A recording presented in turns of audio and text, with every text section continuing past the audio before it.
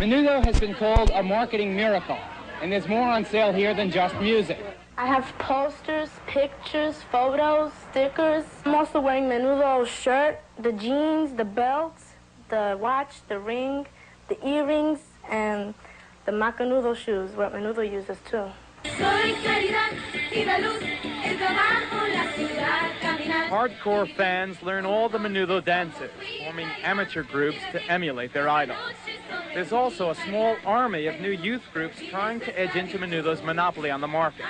Burger King sells T-shirts for one of them, Los Chicos, because Menudo is now paid to back the Big Mac. The people who are behind Menudo, they have got to be invited at some point to some seminar at the Harvard School of Business, some corporate think tank setting where people from various corporations saying, well, how did you guys do it?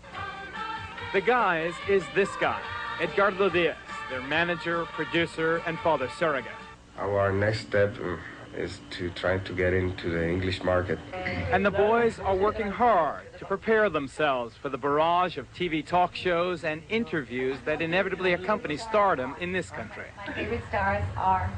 My favorite stars are Rivera and Dolly Parton. They work with a tutor, practicing their English, evening out their accents, aided by their fresh, positive attitudes and by a new member. 13-year-old Robbie Rosa was born and raised in Long Island, New York. He is the first mainland Menudo. Helping other people to try and learn other languages. How did you feel when you stepped out on stage the first time? Well, I was a little nervous at first, but as soon as I said the first word of the song, I felt like as if I were there all my life. A member for just 3 months, Robbie is already featured on the group's first all-English album, aptly titled Reaching Out. Their bilingual multimedia offensive is still managed in Puerto Rico by a small family-run business called Pedosa. The company uses computers now to process fan mail and coordinate a network of fan clubs embracing 500,000 kids. It's these clubs that help organize those enthusiastic Menudo crowds. So with their movies, records, commercials, merchandising, and television exposure, Menudo has reached the highest stage of music capitalism. Did you ever think it would get as big as it has? No, not this way.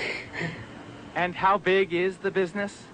I don't know too much about business. I really know about produce the group. But despite his professed lack of business expertise, Diaz's company reportedly earned $20 million in 1982. He won't say how much the company is making now, or what share the kids get, only that it's fair. Miguel's mother told us she hasn't seen a full accounting.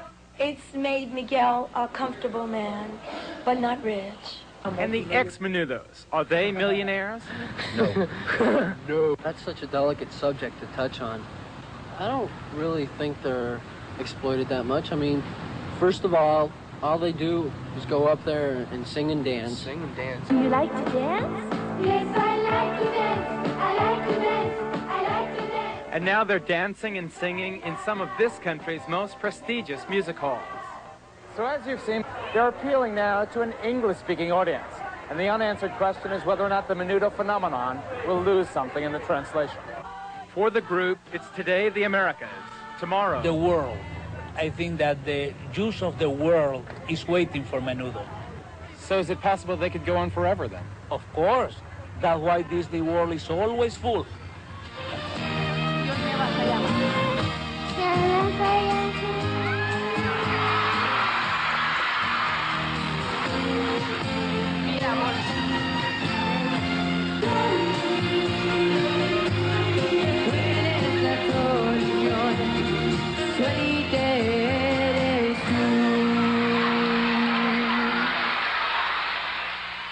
They really are nice kids, but to give you an idea of how fleeting their fame is, the membership of the group has changed twice, just since we began production on this report.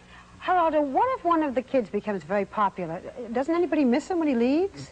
Sure they miss them, but it doesn't seem to matter once their voices change or they reach the grand old age of 16.